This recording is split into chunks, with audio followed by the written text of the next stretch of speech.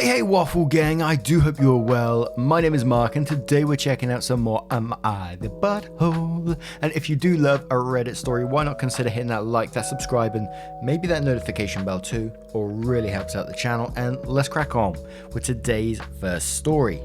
Much love guys.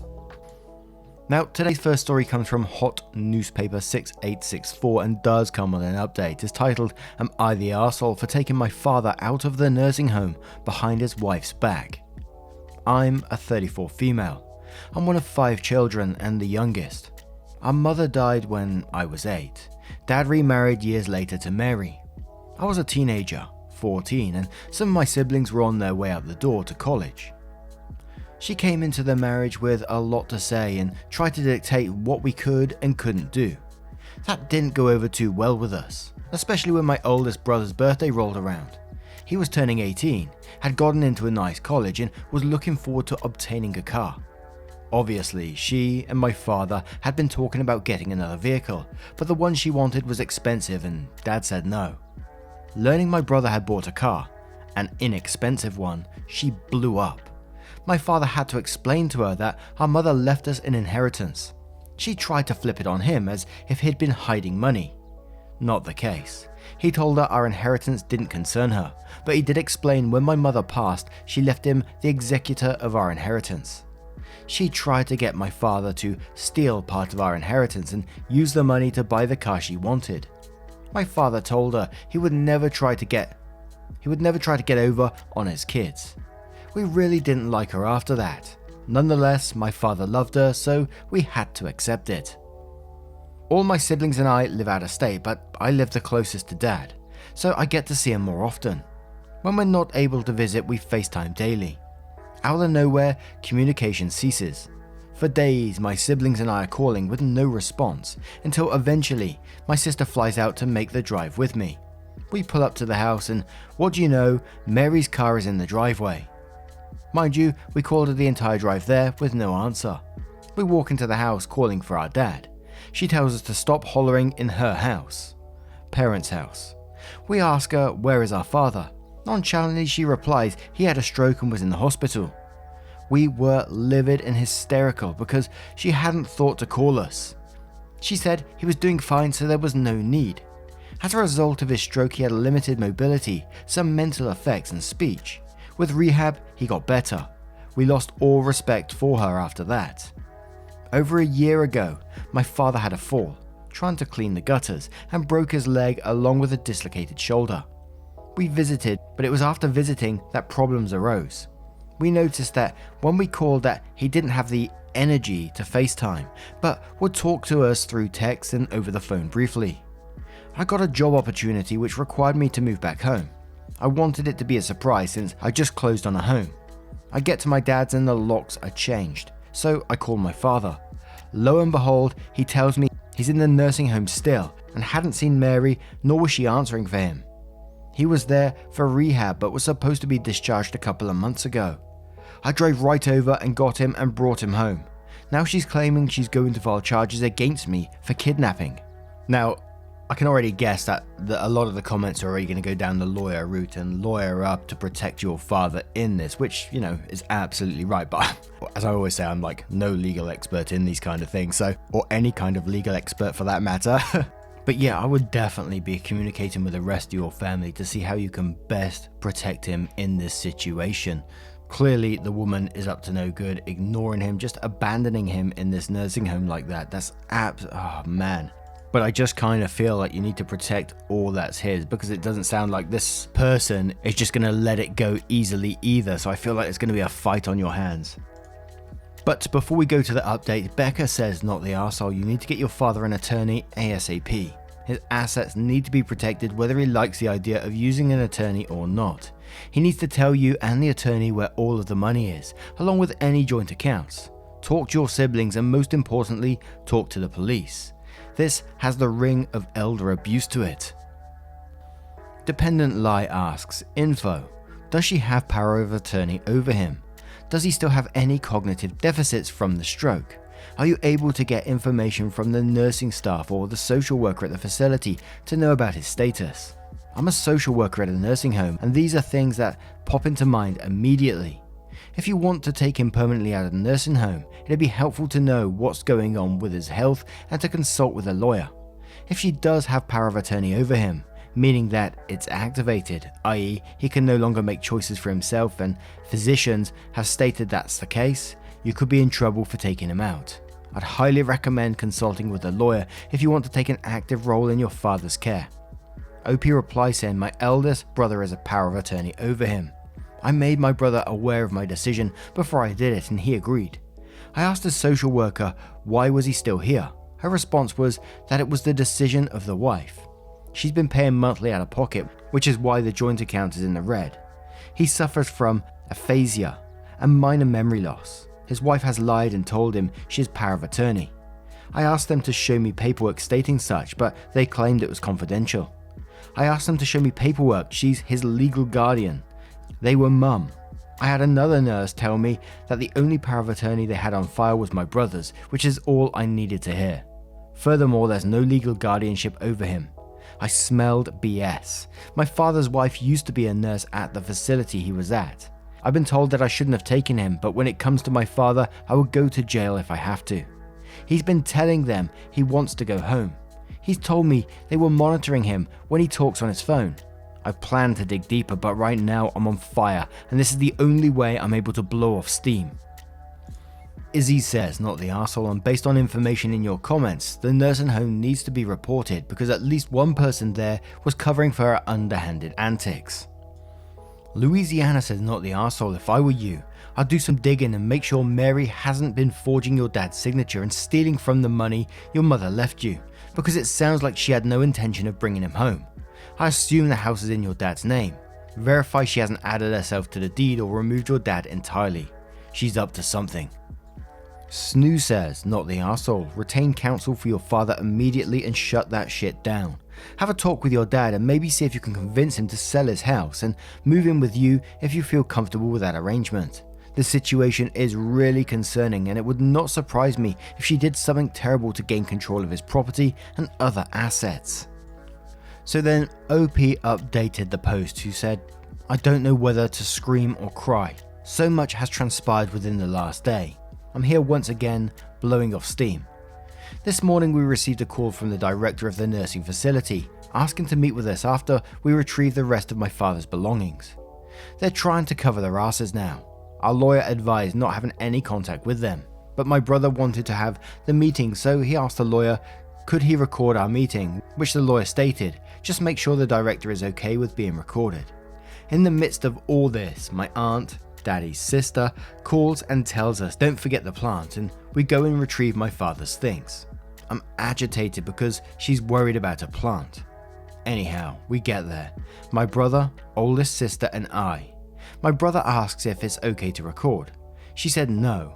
I have my phone in my pocket that's recording everything regardless, though I'm aware whatever I record is illegal. At this point, it's gloves off. She instantly apologizes for the conduct of her employees and that the facility dropped the ball on my father's case. She informs us they have been terminated after a review. BS. So they've conducted a review that fast. I don't buy it. Is that even possible? Who asked who was they? She says she can't release the name of those involved, but just that they were employees and have been reported. My brother called her on her bullshit, asked to see the paperwork of such. She can't produce it. Our lawyer states if these people have been reported, then it should be on file and he can request the documents. My brother asked why wasn't he called when his father was here past his recommended stay. How do you take the word of his wife over his power of attorney? Why weren't any of us called? We're all on his emergency contact list besides Mary. He states he refuses to believe they dropped the ball and a few more choice words. The conversation was going left, so we ended it with pulling him out. Like all of us, he's having a hard time dealing with this, especially being the eldest. He feels he's responsible for all of us. My aunt calls me talking about this damn plant once again, and I was on the verge of losing my mind. Anyway, I told her we had the plant. They'd placed his things in a bag. She kept asking was it intact. I told her it's plastic, but it looks fine. She said it's a camera. Holy shit. Of course, we raced home and it took us nearly forever how to work it.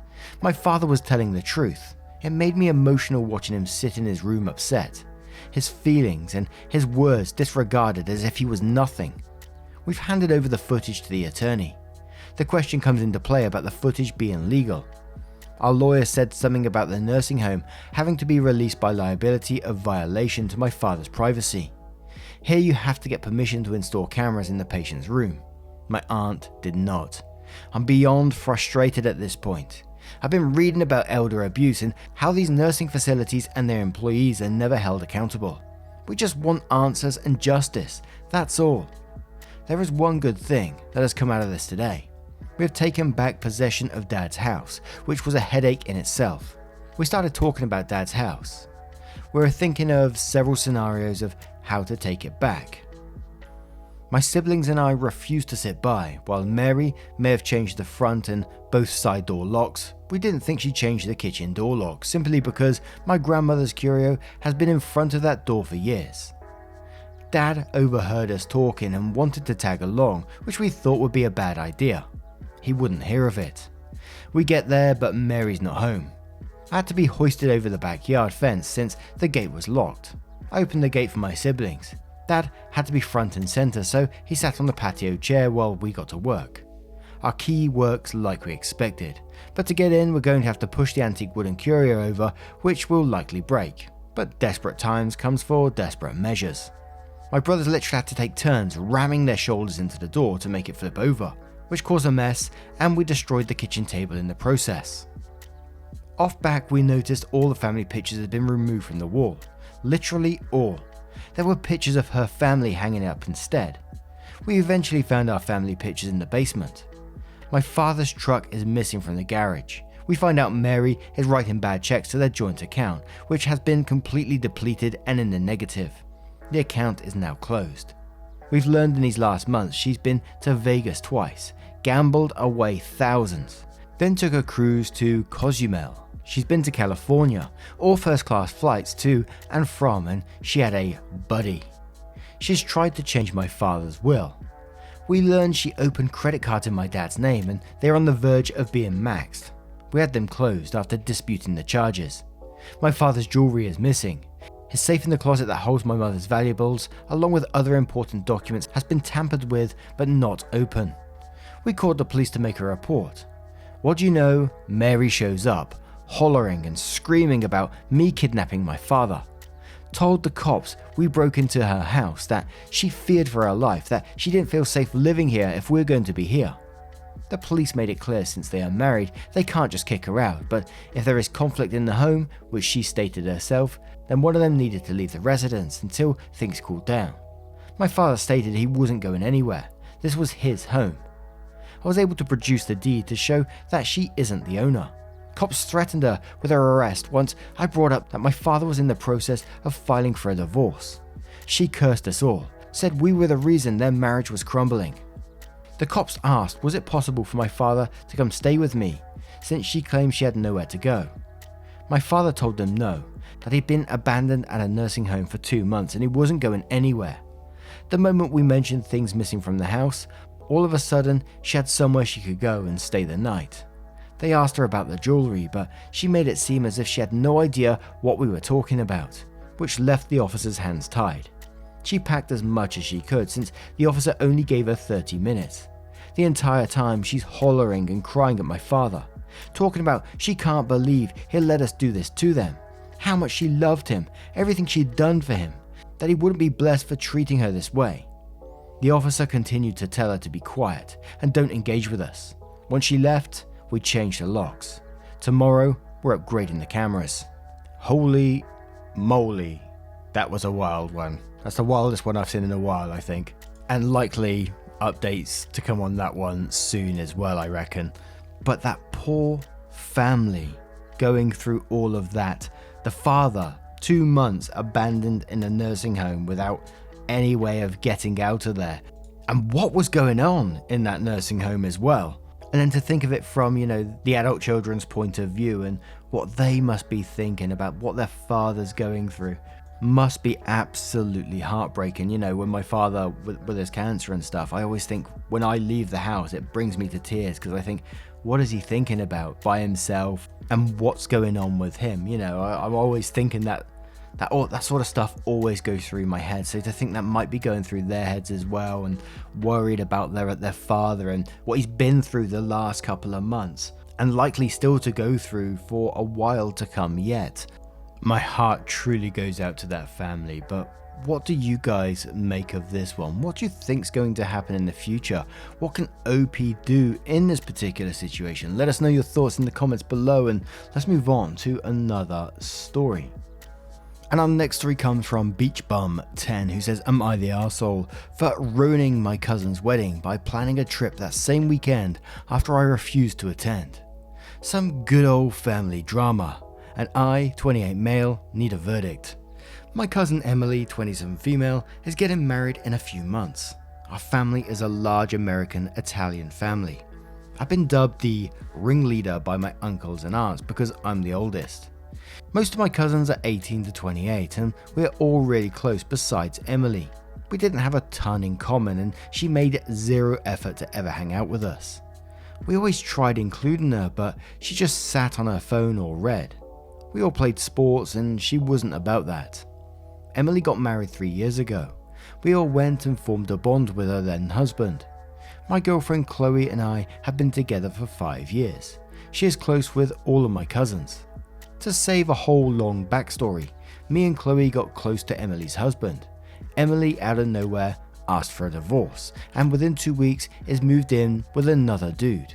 Obviously it was the family gossip, but we were all told that family is first, so we needed to not mention it. A few months later we find out that the guy she moved in with was married at the time. He left his wife and kids for Emily. It was a total shit show. Me and Chloe decided that we weren't about it, and so when the wedding invite came, we declined it. My cousins reached out to us and said they heard rumours, my mum, that I wasn't going. They asked why, and we told them that we just weren't about this wedding, and that only people that support a wedding should attend. Our plan was to get out of town that weekend to Chloe's parents' beach house. Chloe is best friends with 2 of my girl cousins, so she invited them along, and this started an avalanche. Slowly, all of my cousins started reaching out, saying they felt obligated to attend but didn't want to go. Some were in the wedding but didn't want to be. Most already took off work and wanted to come with us to Florida. I reached out to Emily's ex-husband and told him if he wanted to get out of town, he was welcome. He's ecstatic and is bringing his new friend. He likes her and I'm excited to meet her.